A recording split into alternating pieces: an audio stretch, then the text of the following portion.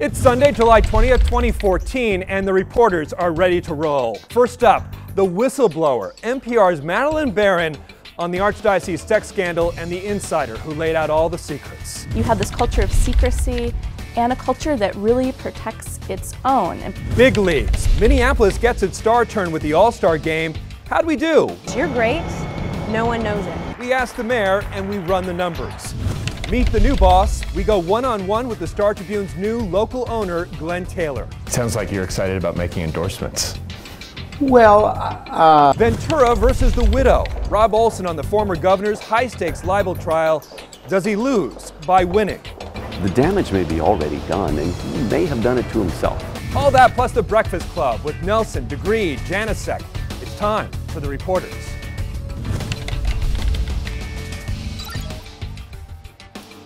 Hey everyone, welcome to the reporters. We hope you are enjoying your Sunday morning.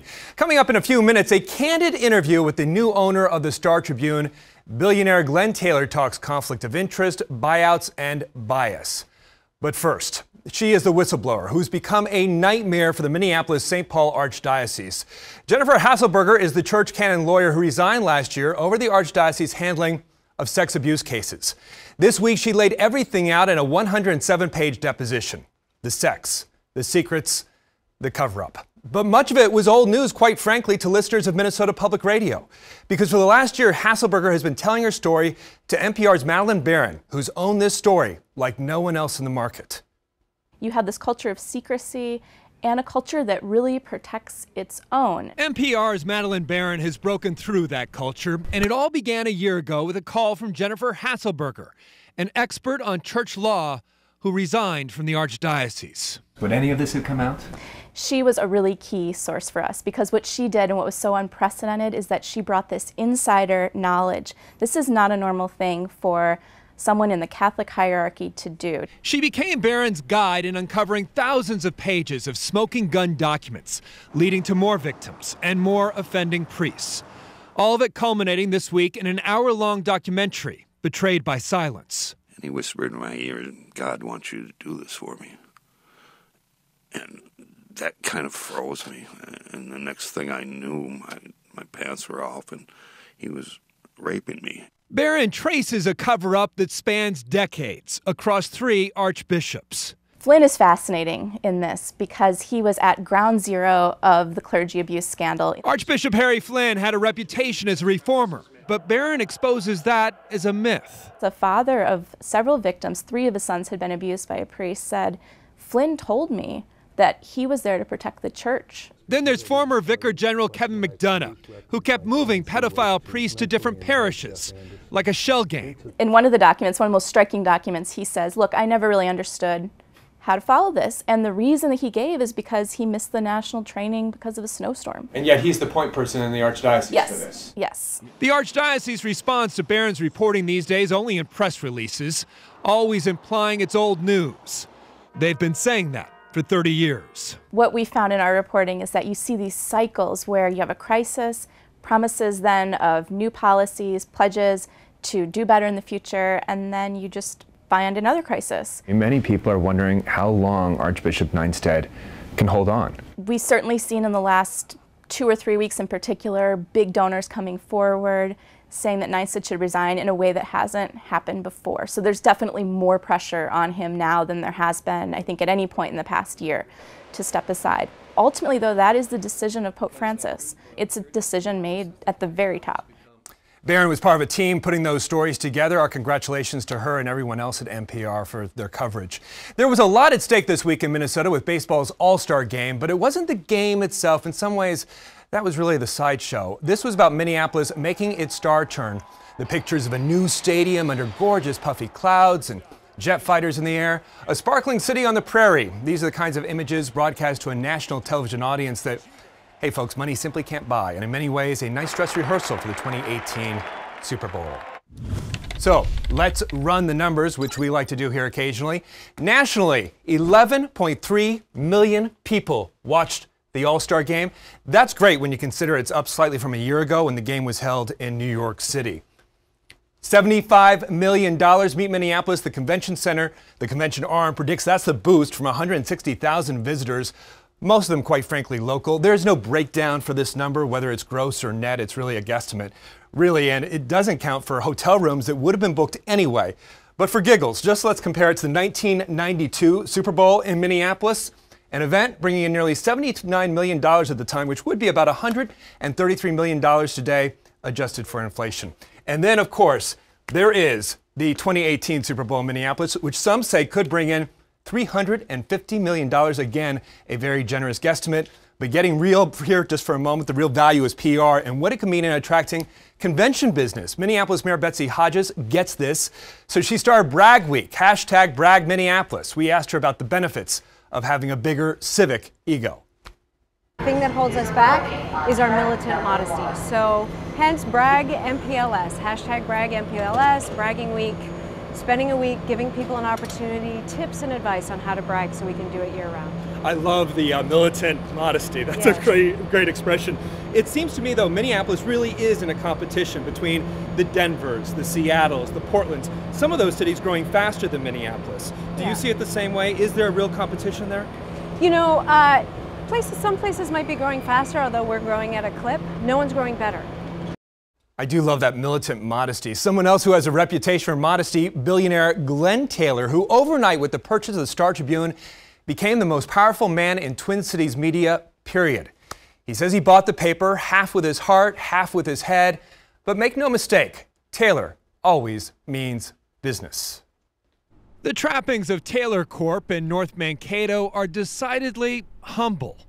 Not unlike the self-made man who turned a small greeting card company into a nearly $2 billion private empire. You know, you must be relieved. I'm not going to ask you about Kevin Love. I must be the only person who's not going to ask you about Kevin Love. Thank you. And at 73, the owner of the Minnesota Timberwolves is now taking on his most high-profile challenge yet.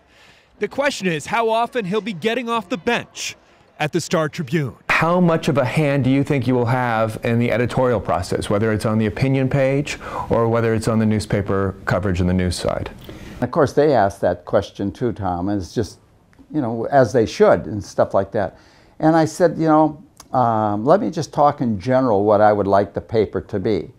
And I'm not going to be hands-on. I'm going to expect you people to, you know, figure this out and go ahead and do it. A former state senator, Taylor describes himself as a moderate Republican. He says the Star Tribune, which has a reputation of being liberal, may need to strike a different balance. For sure, don't be leaning to the left and don't be leaning to the right, but come down the middle and challenge that, that middle. Let's see if we can land there, get legislation that will help the greater group of people. But you like the idea of the Star Tribune framing the debate and finding the middle ground and maybe even calling out those who polarize. Yes? No, I agree with that. I think you've stated exactly what I believe will be the most productive. Sounds like you're excited about making endorsements. Well, or at least you view that as a very important part of the paper. Yeah, well, I think, again, I was asked by the staff there, they said, what about endorsements? I said, well, I think you've endorsed in the past. I assume you're going to endorse in the future. Some papers have gotten out of that business, though, of endorsing. Yeah, but they asked me that. They asked me that. And I said, no, I think that the paper, let's look at our responsibility. And let's look at it. If we should change, we'll change, but not because of Glen Taylor. Taylor paid a reported $100 million for the Star Tribune, and from most accounts, he got a deal. In return, the paper got a local owner once again. And big changes are already in motion. After 100 years, they'll soon be leaving 420 Portland Avenue, which will be torn down to make room for the Vikings Stadium development. The newsroom operations moving down the street to the Capella building. And 19 veteran reporters and photographers in the newsroom recently accepted voluntary buyouts. 586 years of experience walking out the door. The newsroom losing more than 100 people in just the last 7 years. Let's look at it as the ability to bring in some new, fresh talent and, you know, and say to the people who have left, you know, have a great retirement. You worked really hard. The paper's really proud of you and, you know, thank you what you've done. and that from time to time maybe you can come back and help us. You certainly understand economies of scale from the printing business. Are you interested in the Pioneer Press? I just don't see myself as the one that should be pushing on that. I think you have to allow the people that are leading the paper over in St. Paul to know what's best for their customers, what's best for their employees. But if any time they wanted to talk or pursue things, certainly I think we're the ideal group to be talking to. What's going to happen when you get a call from someone you do business with, Vance Opperman, let's say, and they say, I can't believe what your paper just wrote, Glen Taylor? And I think that will happen. I think that my response is number one, we're not the only news media. So if this happened, it's going to get reported. It isn't like Fox or somebody else is going to sit back. You can't hide bad news. That's right. The media is going to report it anyway. So, so I would say to them, well, would you rather the owners of the Star live in New York? Glen Taylor, you have a lot on your plate. Thank you for your time today. Really appreciate it. Thank you for coming down. Glen Taylor clearly looking towards his legacy. And I sort of lied. We did get around to talking about basketball. Yes, Kevin Love and LeBron and Kobe and even Donald Sterling. It's a little extra we've got for you at the reporters page at myfox9.com. I hope you check it out. Still to come, the man who used to call the reporters media jackals. Jesse Ventura's reputation on the line in his defamation trial. Closing arguments Monday. We check in with Rob Olson, who's been in the courtroom for the last 2 weeks. And no one wants to talk about Ventura more than the Breakfast Club. I know this. Degree, Nelson, Janicek on the couch when we come back.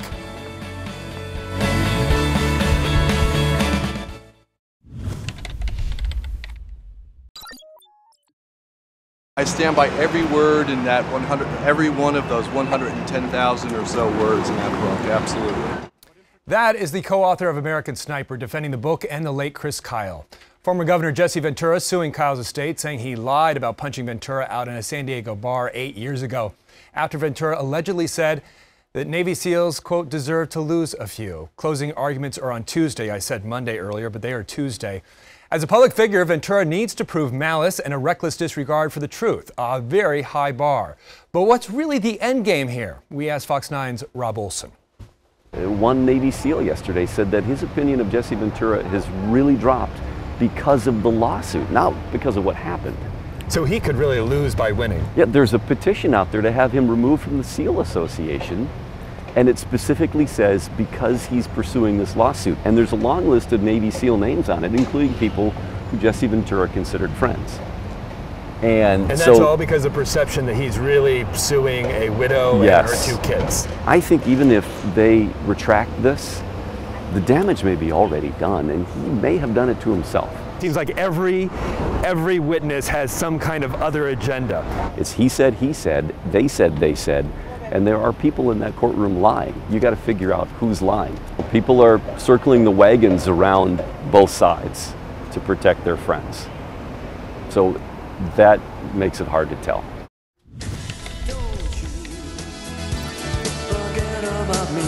That could be Ventura's theme song from the 80s classic Breakfast Club, and I have my own Breakfast Club right here. Sarah Janicek, Republican Strategy, Nancy Nelson, right here, Democratic political activist and host on AM 950, which you're back on, and Jeff Degree, a criminal defense attorney in the middle who can talk about just about everything. And even though you are criminal, put him in between the two to keep us apart. Because he's the lucky guy. Congratulations on your new show. Thank you very much. Thanks for letting us be part of the first one. Absolutely. Thank you. So, the very high bar in a defamation trial, if it's a draw, does Jesse Ventura lose? I think so. I mean, I think the burden's on him to prove that this happened, and he also has to prove that the author had malice in the way that he acted. So. Jesse's engaging in the ultimate conspiracy theory that he actually has a reputation to lose. Well, it's painful. He has embarrassed us for so many years, and he's driven by his insecurities. And I'm just looking forward to this being done. Is part of this that, hey, it's plausible that Jesse Ventura could say that? I mean, that's the argument that the defense is making. As you look at his other statements, we live in a fascist country, some of his statements about the war. 9/11 was a conspiracy. 9/11, and it seems consistent. That seems to be their argument. Well, and of course, Jesse has said, I have to have this lawsuit because if I want to do something in the future, this kind of thing could really hurt me. Are you kidding me? Pick one. I mean, poor Jesse. I mean, it's almost as if I'm not getting enough attention this week, so I think I'll do this. And this is so poorly chosen on 900 levels. He needs to go home and take a nap. So I'm going to be the devil's advocate for Jesse Ventura, which I didn't think I was going to have to be. But but let me ask you, if you truly believe that that this did not happen, and I don't know why he would file the lawsuit if he didn't think he had an argument about that. If this did not happen, if it was made up out of whole cloth, wouldn't you want to correct your reputation? You could call up GoDaddy, get a website, and say, this did not happen. I refuse to engage in suing a widow. And there's no doubt what he's done is draw attention to it. Right. And by the way, this whole lawsuit's been front page every day for 2 weeks And now. in the book, I want to show you this. In the book, this is literally only 2 pages. This is the entire confrontation of the book. So if they're making the argument it was used to sell books, they should have written more about it. Well, and there is that thing that, and granted, my husband and I, in the public eye forever here in the Twin Cities, aren't at that level nationally.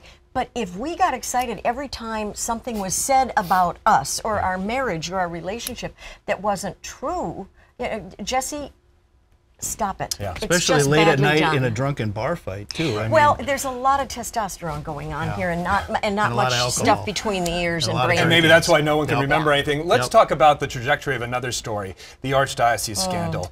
Where is this going, and how much longer can Neinstead, this is the headline in the New York Times, calls for the Archbishop to resign are growing. Today another priest came out calling for him to resign, Archbishop John Neinstead right there.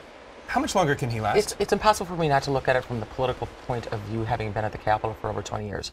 And that is, those guys used to come over in a pompous fashion and weigh in on legislative issues with this higher moral authority, and they're such hypocrites. And so I think, when you look at the big picture, what's going to happen, I think that in terms of the legislative process, and I think it's good. I think that churches of all denominations should not be involved in issues at the Capitol.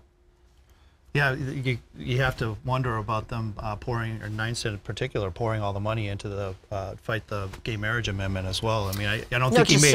I don't think he made any friends doing that either. He's been sparing $25,000 of the Catholic Church's money to send out DVDs to Catholics in their homes saying, support this amendment so we don't have gay marriage. Right, and with Neinstead we have this hypocrisy issue because Commonweal Catholic Magazine is reporting that there are 10 men out there, seminarians, who say that Neinstead had homosexual relationships with them, adult. Right. But so now you have this view of perhaps a hypocrite. Investments. Well, I'll do the devil's advocate this time. Please. It's easy to pile on when something as big as the Catholic Church's problem already looms. I'm really into innocent until proven guilty. Having said that, I'm on your side with the hypocrisy of all of this, and it may be that it's just time to quietly say it's somebody else's turn. Well, and again, the disappointment, I mean, for those, the people who were abused, huge, and their families. But again, it's another institution that people have a terrible view of that was once held in great regard. It's true of the Congress, true of everything else. So when does Cardinal O'Malley, Baran says this is eventually made by the Pope, this decision about whether he goes. When does Cardinal O'Malley step in? When does the Pope step in at what point? There's a bankruptcy fear, I imagine, here too among the churches. Yeah, the lawsuits. And there has been for a long time with the money public involved. Relations in this whole thing is just been mind-boggling but for how long Pope it's gone Francis on. Now. Yes, well, I ask what public relations? Right, exactly, and they haven't. There's been no sign that they're willing to scapegoat anybody or lay anybody out to dry. And what was shocking to me in reading all this stuff is that this is still going on. A lot of this stuff that came out was recent activity that's still going on. It's not ancient history. You read all these stories about things that happened in the 70s and the 80s, and you can kind of say, well, that was a long time ago, but it isn't. Right. Except that people who suffered the abuse. Of course. They have to live with that for decades their and lives. decades. Hillary Clinton here on Monday, book signing. Aren't you thrilled? Are you happy? I gotta get your 10-second take. She is so over. She is a dead man walking and does not know. We have a long time to go between 2016. What do you think? Long time to go between 2016. I tell you, I saw a thing. Chris Christie was down in Iowa, and he's back in. He's apparently back in. I mean, talk about over. If you want to talk about Hillary, but you got to look at who the Republicans have. She did herself. I don't know that. Go get an autograph from the next president of the United States. Do it. She did herself. Do it. She did herself in by pleading poverty when she was not poor. Yeah. At this point, that's the worst she ever did. At this point, I think I might rather be Christie than Hillary Clinton. We got to go. Thanks, guys. After the break, Major League Baseball was a very big announcement. announcement. They're going to keep talking. Drop that Major on League us at Baseball the end. honoring a player who in his own way was a trailblazer. Could have been baseball's Michael Sam if times were different. I go on the record about tolerance in baseball. Coming up next, stay with us.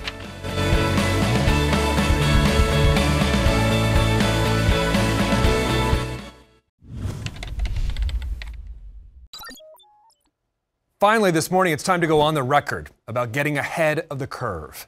Major League Baseball doesn't have an out-gay player right now, no Michael Sam or Jason Collins. So this week here in Minneapolis, baseball reached into its closeted past. 40 years ago, Glenn Burke was a pretty good outfielder for the Dodgers and A's, who gets credit with coming up with the high five. He also apparently had a great Richard Pryor impression and was really well liked in the clubhouse. And people sort of knew he was gay, but he got sick of the rumors, the slurs from coaches like Tommy Lasorda and Billy Martin. So Burke finally left the closet and baseball at 27. He died from AIDS at 45.